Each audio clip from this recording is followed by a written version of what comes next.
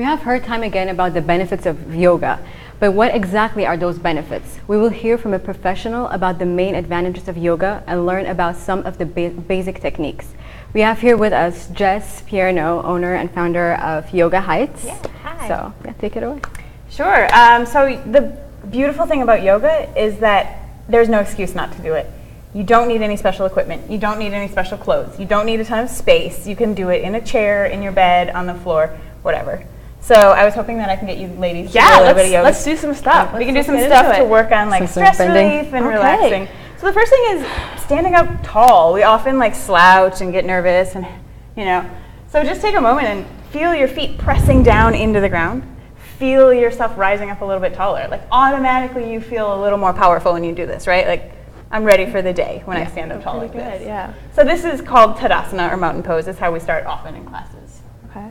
A little less intense, a little more relaxing would be to get down and do a child's pose. So I don't know if either of you ladies want to join me down on the mat.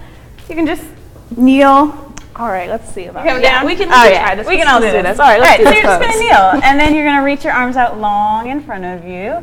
And if you can, rest your forehead all the way down onto the mat. And then you can rock your forehead back and forth. That'll loosen up your neck and your shoulders a little bit, right? Mm-hmm. The idea is completely collapsed down into the ground. Not ideal when you're wearing beautiful dresses and high heels, right? So in that case, you want to be wearing some comfortable clothes or something. But you really can do this when you wake up in the morning, before you go to bed, if you're studying for finals and you need to like shake it off and give yourself a break. One of the best things I love to do is bending your spine in 6 different directions. So you can do this with me. Inhale, stretch your arms up. Exhale, stretch over to the side. Reach back up to the middle. Stretch the other way. Oh, this is nice. Back up to the middle. Easy, right? Yeah. Twist. Take one hand behind, one across the front. Look back over your shoulder. Go back up to the middle. Twist the other way. Doesn't matter which way you go. Come back up to the middle. Drop your fingers behind you. Look up. Lift your heart up tall. And then come back to the middle. Reach up. And then again, fold forward, finding that child's pose again. And you can stay there and breathe as long as you like. What you just did there is move your spine in 6 different directions, which shakes it off, wakes you up, gets your blood flowing a little bit. You really start to like get out of your head and feel yourself in your body in the moment, in the present, which is something that we all kind of forget to do. Mm-hmm. I think as you're studying, you start to get so caught up in everything you need to remember for a test or everything you need to do, or your to-do list gets really long. Yoga gives you that chance to step out and just be physical, be present in the moment. Yeah, I've really found that to be a great thing about yoga. It's incredibly relaxing. My favorite position is Shavasana, where you're essentially laying down, almost completely relaxed. So what's your favorite position, or how did you get into yoga? Well, okay, so favorite position is tough because it depends on the mood you're in, right? Shavasana is awesome. It's corpse pose. You're literally laying on the ground, letting everything relax. So everybody loves that. The sort of opposite end of the spectrum is the really energetic stuff, where you're actually getting this great workout. And sometimes people don't know that about yoga. They think like, oh, it's all sitting and meditating and holding still. But actually, yoga can be really powerful, really sweaty. It's a great workout. So I love things like headstands and playing with handstands and the fancy balancing on your arms things, because they're challenging, they're sort of ridiculous, right? Like, why do you really ever need to put your body into these crazy positions? You don't, but as part of the practice, it really pushes you out of your comfort zone and builds up like that sense of, all right, I did something cool today. You're achieving something every time you step onto that. Okay, cool. What would you say for people who are just getting into yoga, or beginners for getting into it, or for people who might say, oh, it's too slow, or I can't get it, or what would you recommend for first-time yoga users? So it's super important to find the style and the flavor of yoga, if you will, that you like. Because some people are really drawn to that meditative breath work and more peaceful, still side of yoga. Others are really drawn into that powerful, sweaty, fast-moving, flowing side. So you have a great opportunity here in DC to take yoga at tons of yoga studios all around the city.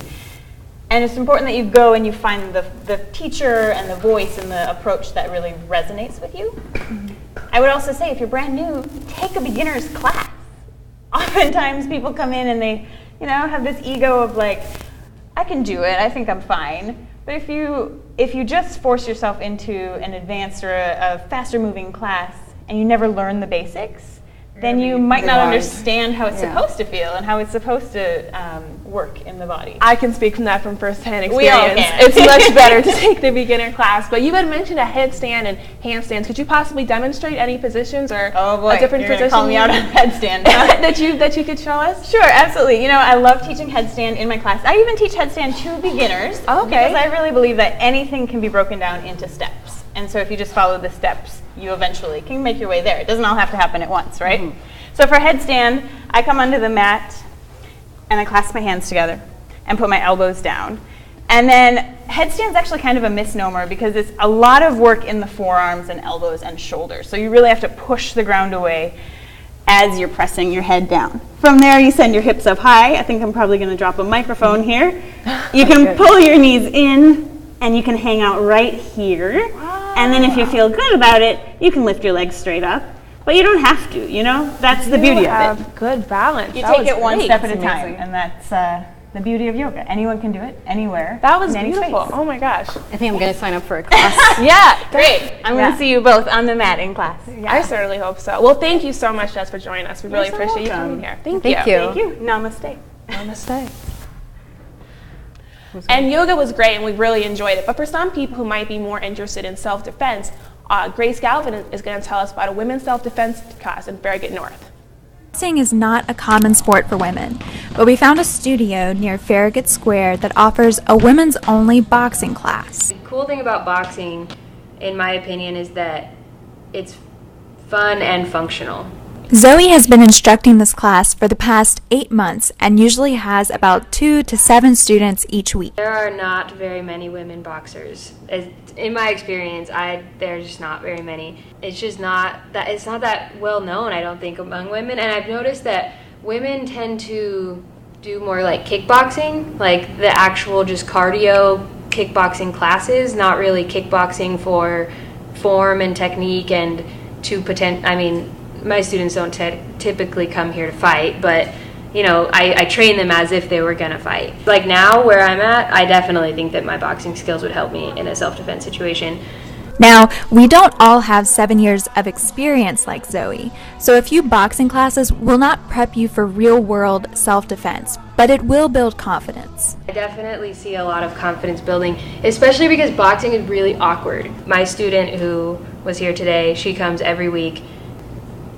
From when she started to right now, she's a whole different person here anyway. I don't know about her regular life, but when she first started coming, she was very awkward, very not really that athletic, you know, kind of just like, I'm just boxing because I want to be here. And then now she comes and she's like, I've been practicing wrapping my hands, and she can like do all this stuff, you know, like the mitts at the end that we were doing there.